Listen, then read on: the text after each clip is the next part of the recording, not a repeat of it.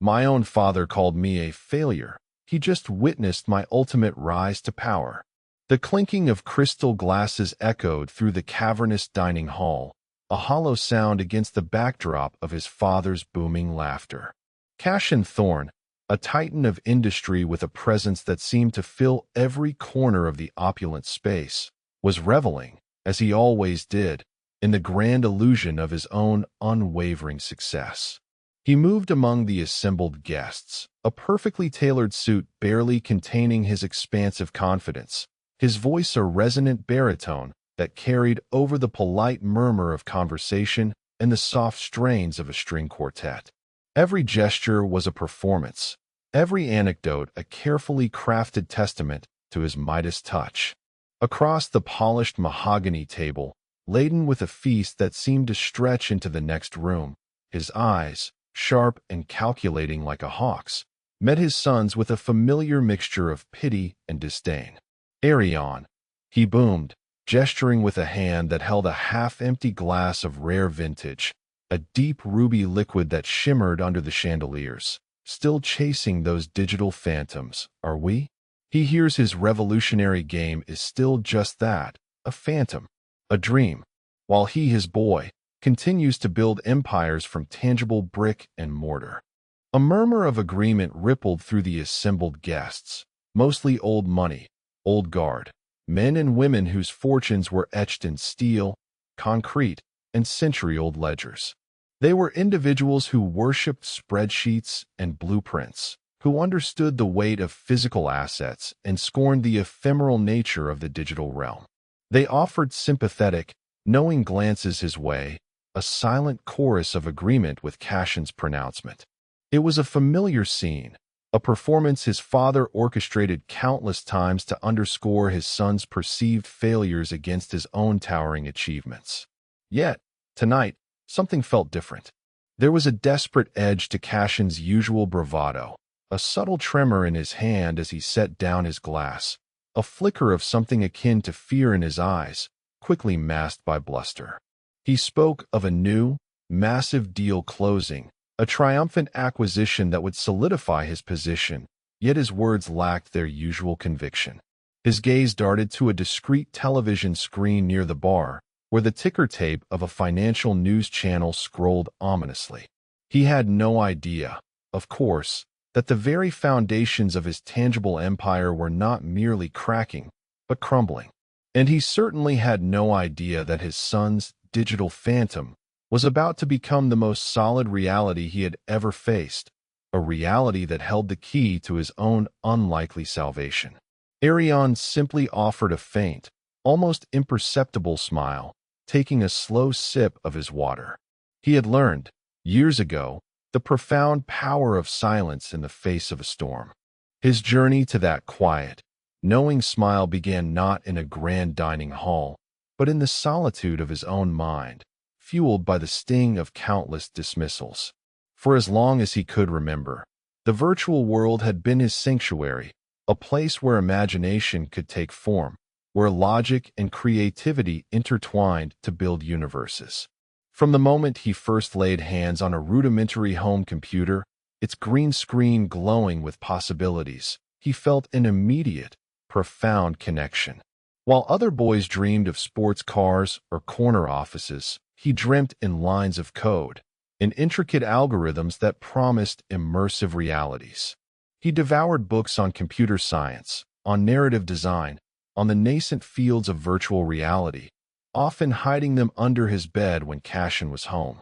His father, Cassian, saw it only as a distraction, a childish hobby fit for idle hands, certainly not the pursuit of a man destined for greatness.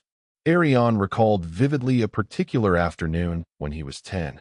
He had excitedly shown his father a simple text-based adventure game he'd coded, a primitive but imaginative world of dragons and treasure. Cassian had merely grunted, then pushed a thick annual report for Cassian Holdings into his hands. "This, Arion," he had declared, tapping the report's cover with a dismissive finger, "this is substance. This is legacy.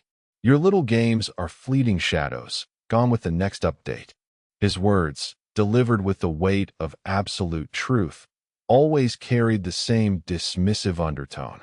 He wanted a successor in his own image, a titan of industry, not a dreamer who spent his days lost in pixels.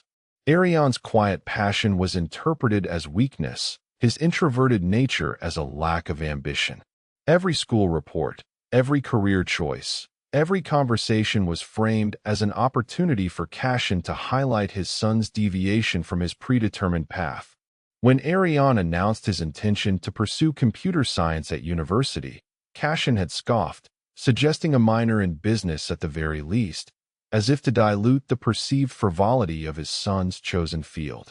The public shaming began subtly. At first, a joke at a family gathering about his head in the clouds, a condescending pat on the back when he chose computer science over business school.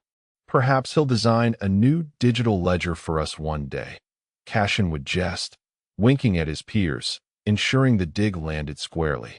But it escalated, particularly as Arion poured his life into developing what he knew would be a groundbreaking virtual reality game. He recalled a pivotal charity gala, a glittering affair where Cassian held court. His father had cornered a prominent tech CEO, a man Arion admired, and steered the conversation to him. "My son," Cassian began, his arm slung around Arion's shoulder, a gesture that felt more like a restraint, "is quite the enthusiast of these virtual worlds. A hobby, of course. He'll come around to real assets eventually." The CEO, a kind man, had offered a polite but strained smile, while Arion felt the familiar flush of humiliation creep up his neck. Then came the live television interview. Cassian, always eager for a spotlight, was discussing his latest real estate acquisition, a towering skyscraper dominating the city skyline. The interviewer, at the end, had asked about his family. "My son, Arion," Cassian once mused on air, a wry smile playing on his lips, "is a brilliant young man, certainly. But he chooses to build castles in the air, while I build skyscrapers that touch the sky. A difference in priorities, I suppose." The camera, unbidden, panned to Arion in the audience, catching his forced smile, the heat rising in his cheeks. He could feel the judgment, the quiet pity from millions of strangers. That moment, more than any other, solidified his resolve. Humiliated but not broken, he made a silent, unbreakable pact with himself. He would prove him wrong. Not for his father's validation, but for his own. His definition of success, he decided then, would be forged in the fires of his own conviction, not in the mold Cassian had crafted for him. His secret weapon wasn't a hidden gadget or a clandestine ally in the traditional sense. It was multifaceted, born from years of quiet observation and relentless dedication. Firstly, it was his unwavering conviction in the transformative power of virtual reality itself. While Cassian saw only fleeting trends and risky ventures, Arion saw the future. A future where digital worlds would become extensions of their own, where experiences could be shared and emotions amplified in ways previously unimaginable. He didn't just believe in the technology. He understood its philosophical implications, its potential to connect humanity on a deeper level. He saw VR not as a mere game platform, but as a new frontier for education, therapy, social interaction, and artistic expression.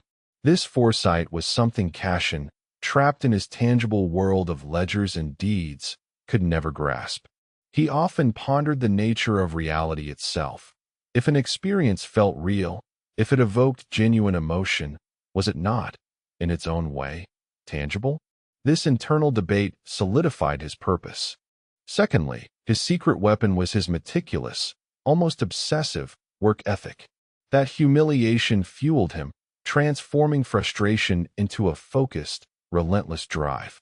He worked 18-hour days, 7 days a week, often surviving on instant noodles and the occasional 4-hour nap on a worn futon. His small apartment in a less fashionable part of the city became his laboratory, a fortress of code and concepts. Monitors glowed with lines of intricate programming, whiteboards were covered in scribbled flowcharts and narrative arcs, and discarded coffee cups formed miniature mountains on his desk. He sacrificed social life, personal comfort, even basic financial stability, pouring every meager saving into better equipment, licenses for advanced software, and late-night coffee. He learned to ignore the gnawing self-doubt that whispered Cassian's words in his ear.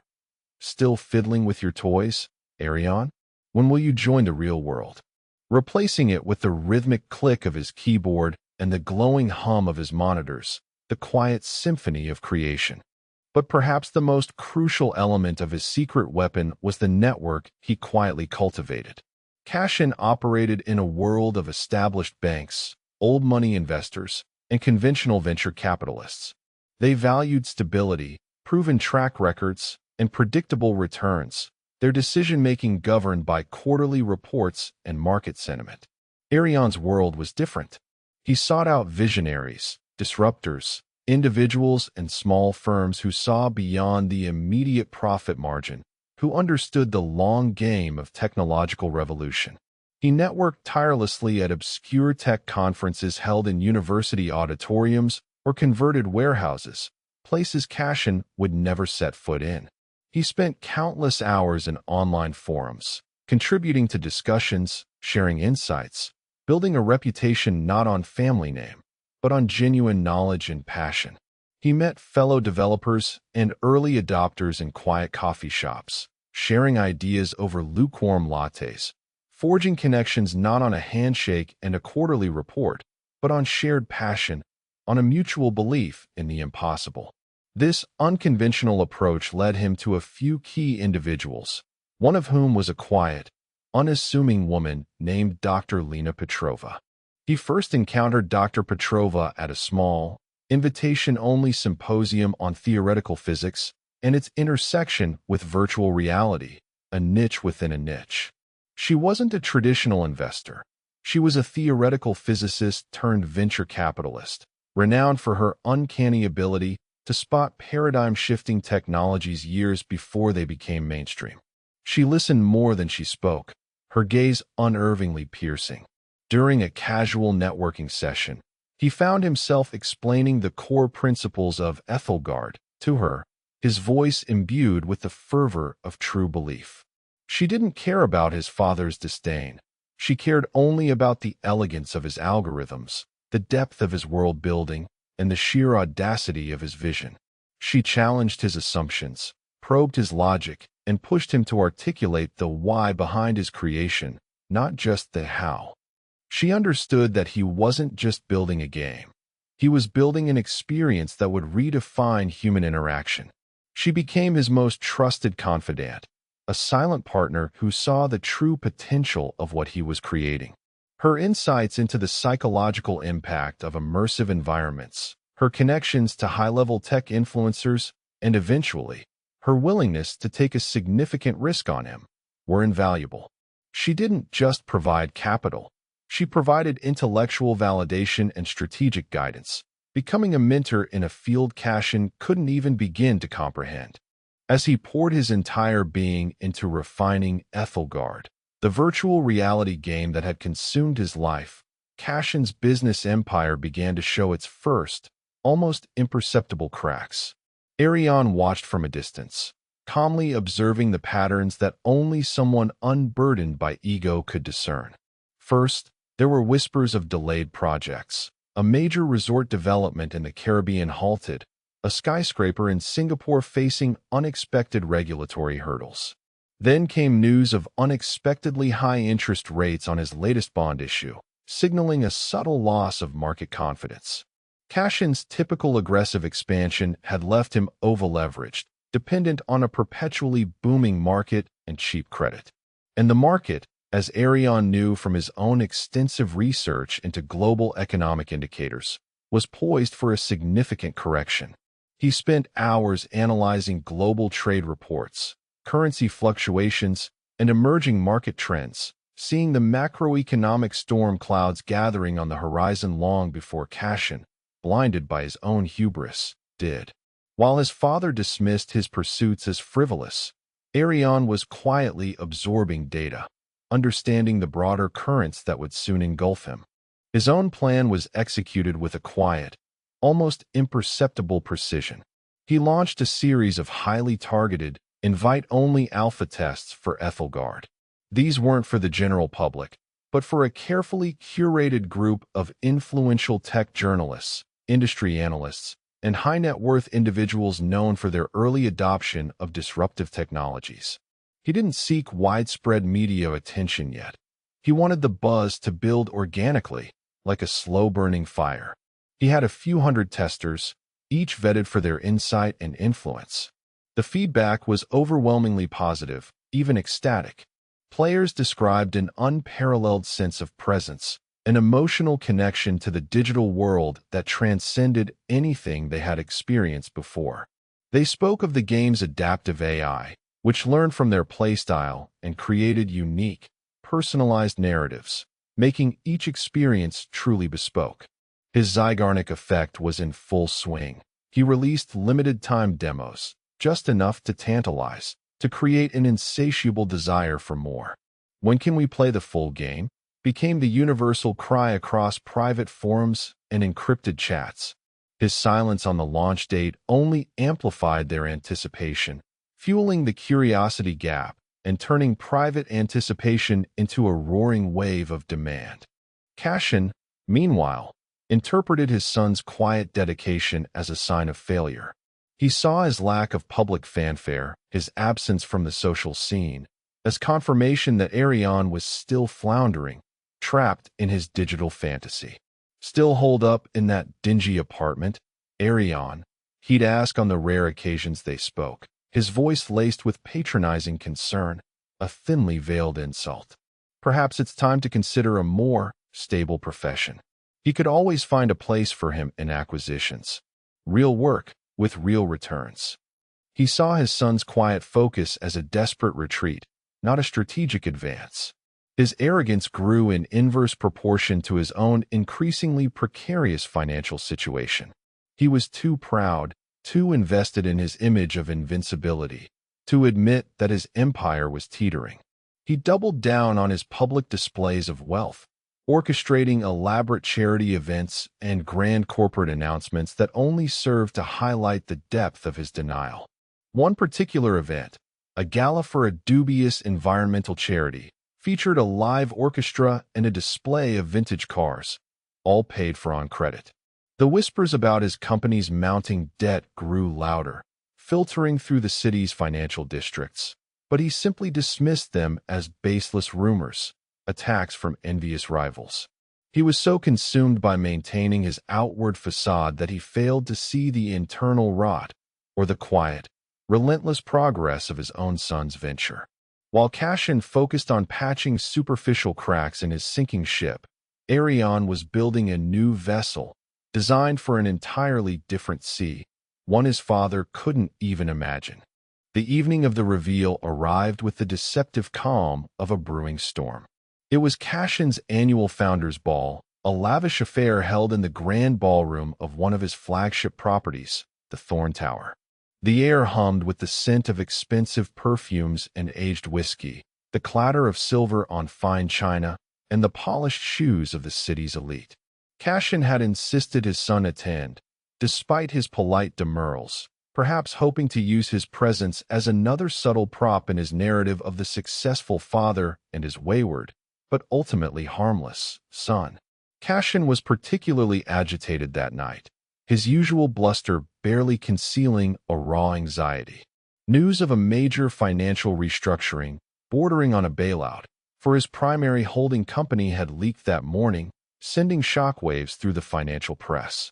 He spent the evening attempting to charmingly dismiss the reports, his forced smile taut, but his eyes darted nervously towards every television screen in the room, where financial news channels displayed grim headlines about Cassian Holdings, each one a fresh stab at his dwindling composure. Arion stood by the periphery, a quiet observer, dressed simply but impeccably, his phone clutched discreetly in his hand, its screen showing a countdown. Dr. Petrova, his key investor and confidant, joined him, her presence a silent testament to the network he had built outside his father's world. She offered a knowing glance, her lips curving into a slight, reassuring smile. The air in the ballroom was thick with forced gaiety, the polite hum of conversation punctuated by nervous laughter as guests tried to ignore the financial storm brewing outside. Then, a sudden, jarring change swept through the room. The large, usually decorative display screens around the ballroom, typically showing Cassian's corporate achievements and promotional videos, flickered. The Thorne Holdings logo vanished, replaced by a new broadcast. Not financial news, but a live stream from a global tech press conference. On screen, a holographic projection of Aethelgard's breathtaking world materialized. It was a landscape of floating islands adorned with ancient, glowing runes, vast emerald forests, and cities built into the sides of crystalline mountains. The camera zoomed in on a figure standing on a vast stage, bathed in the glow of 1,000 camera flashes. It was Lena Petrova, her calm demeanor a stark contrast to the frenetic energy of the press corps. His heart beat a steady rhythm, calm and resolute, as if acknowledging the culmination of years of quiet effort. He could feel the ripple of confusion spread through the ballroom. Why was this on the screens at Cassian's event?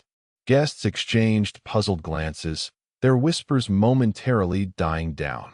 Lena's voice, clear and confident, amplified through the ballroom's sound system, filled the hall. Tonight, she announced to the global audience watching her press conference, her words resonating with conviction. We are not merely launching a game. We are unveiling a new paradigm of human experience.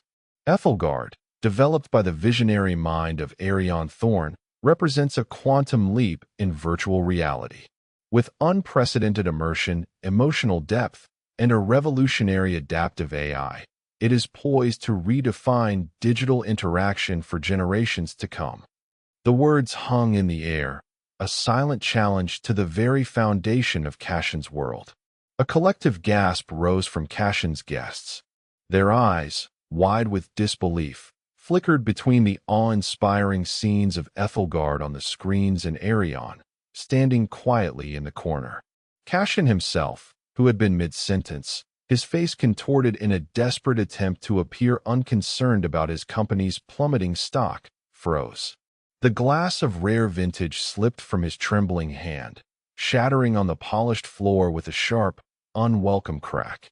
His eyes, usually so sharp and predatory, were glazed with shock.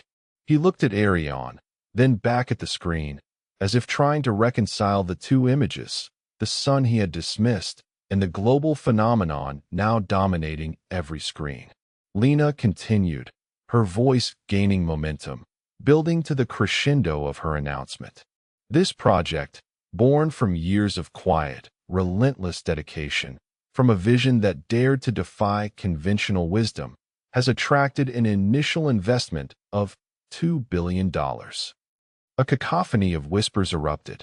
$2 billion. The sheer scale of the figure was unfathomable to many, especially in the context of a game, a realm they considered frivolous. Murmurs of impossible, unheard of, rippled through the stunned crowd. Cassian's face drained of color, turning a sickly gray.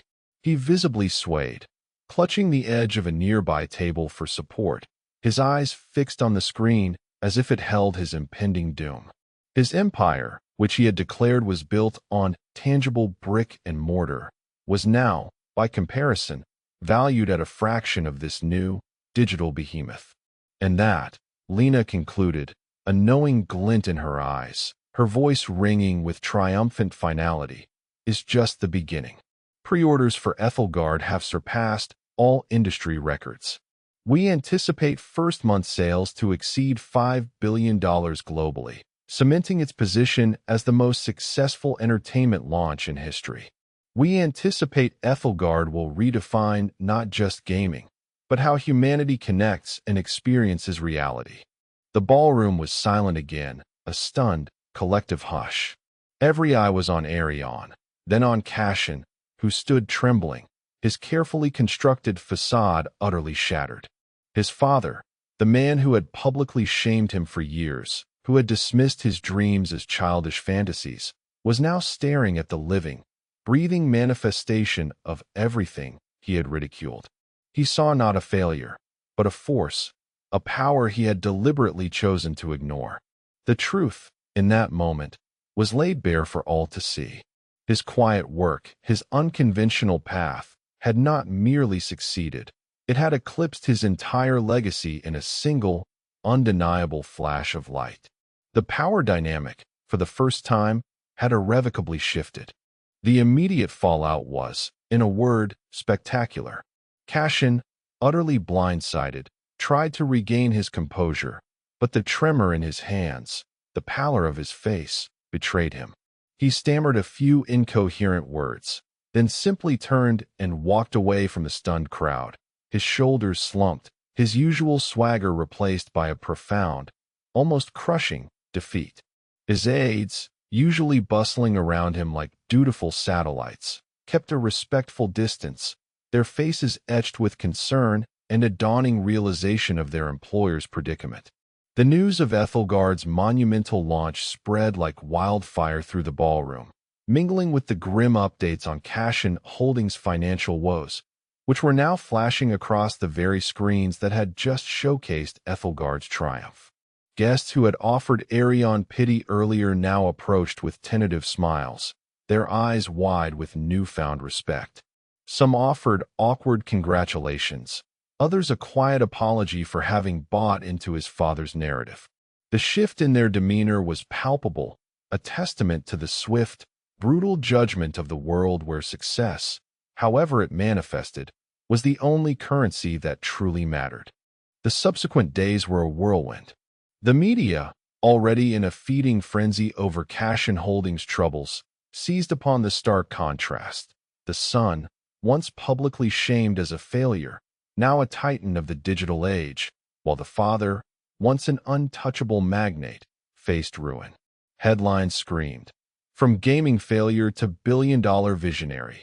Cassian Thorne's unexpected rise, juxtaposed with Cassian Holdings on brink of collapse, a legacy crumbles. Arion's phone rang incessantly. Investors, partners, journalists, all seeking a piece of the Aethelgard phenomenon. He handled it with a calm efficiency, delegating when necessary, but always maintaining his focus on the game and its rapidly expanding community. His primary concern was ensuring the success of Aethelgard, not indulging in petty revenge. Lena Petrova was instrumental in managing the influx, protecting his time and vision from the relentless demands of the outside world. They released a statement acknowledging his father's financial difficulties, but Arion kept it professional, devoid of any personal animosity. There was no need for grand pronouncements. The facts spoke for themselves, louder and clearer than any words. The true weight of the situation, however, settled in when his father called him a week later. His voice, usually so commanding, was hoarse, almost unrecognizable, tinged with a raw desperation Arion had never heard before. There was no arrogance, no dismissiveness, no patronizing tone, just a broken plea for help. His empire, the very thing he had always held up as the pinnacle of achievement, was spiraling into bankruptcy. His creditors were closing in, his stock was plummeting to unthinkable lows, and his lifetime of strategic maneuvers had run out of road. He needed capital, a massive infusion that no traditional bank was willing to risk on his sinking ship. The irony was almost unbearable. The childish game he had so scorned, the digital phantom he had mocked, was now the only source of the immense liquid capital that could save him. It was a humbling conversation for Cassian, and for Arion, a quiet, almost melancholic validation. He listened calmly, knowing that this moment, this complete reversal of fortunes, was more profound than any public apology could ever be. Cassian was forced to confront the truth. His judgment had been tragically misguided, and the very thing he dismissed was now his only hope. Time, as it always does, marched forward, healing some wounds and reshaping others. A year has passed since Aethelgard's launch, and its success has continued to defy expectations, becoming a cultural phenomenon that has seeped into every aspect of entertainment and technology. Arion now leads a thriving company, a collective of brilliant minds dedicated to pushing the boundaries of interactive entertainment and immersive experiences. His days are still long, filled with strategic decisions and creative challenges, but they are filled with purpose and the immense satisfaction of building something truly meaningful. The financial freedom he's achieved is secondary to the profound validation of his vision, the quiet triumph of having followed his own path. His relationship with his father is irrevocably altered. He did, in fact, provide the necessary capital to stabilize Cassian's company, not as a loan, but as an investment, acquiring a significant stake. It was a strategic move that allowed Cassian to avoid complete collapse and preserve a semblance of his legacy, but it also fundamentally shifted the power dynamic between them. Cassian still runs his business, but he answers to a board and to his son in ways he never had to before. The public shaming has ceased entirely. In its place is a quiet, almost awkward respect. He has even, on occasion, asked for his son's advice on technological trends, a conversation Arion never thought possible. Cassian's arrogance has been replaced by a quiet humility, born not of choice, but of necessity. He has seen, firsthand, that true value and lasting legacy can emerge from places he once deemed insignificant. Looking back, Arion realizes that the greatest victory wasn't proving his father wrong, but proving himself right. It wasn't about the money or the public acclaim, though those were certainly welcome. It was about standing firm in his conviction, trusting his instincts, and relentlessly pursuing a path that felt authentic to him, despite immense pressure and public ridicule. The most profound success isn't found in conforming to someone else's definition of worth, but in courageously forging your own. Life has a peculiar way of revealing truth, often through the very challenges we are told will break us. Embrace your unique vision, for it is often in the quiet, dismissed passions that the greatest revolutions, and indeed, the most unexpected salvations, are found. If you enjoyed this story, make sure to subscribe to the channel and turn on notifications so you don't miss similar narratives of triumph and unexpected turns. What do you think was the most pivotal moment for Arion? And in your own life, have you ever had to choose between someone else's expectations and your own true calling? Share your thoughts in the comments below.